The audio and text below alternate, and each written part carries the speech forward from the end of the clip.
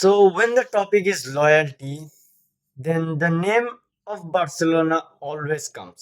ঠিক আছে, এর মানে কি যে যখনই লয়্যালটির কথা আসে আমাদের বার্সার নাম আসে অবশ্যই। ঠিক আছে, এখন বার্সার নাম কেন আসে? Because the young talents of লামাসিয়া, ঠিক আছে, সব তারা এই ক্লাবটার প্রতি এতটাই অবসেস, মানে সবাই না, মানে মোটামুটি প্লেয়াররা এতটাই অবসেস যে দে টু, মানে তারা বেঞ্চে থাকতে বেশি প্রিফার, মানে বেঞ্চে থাকতে প্রিফার করে। ঠিক আছে, for play for this team, cause ভাই তুমি you are going to play for the best, one of the best team of the world.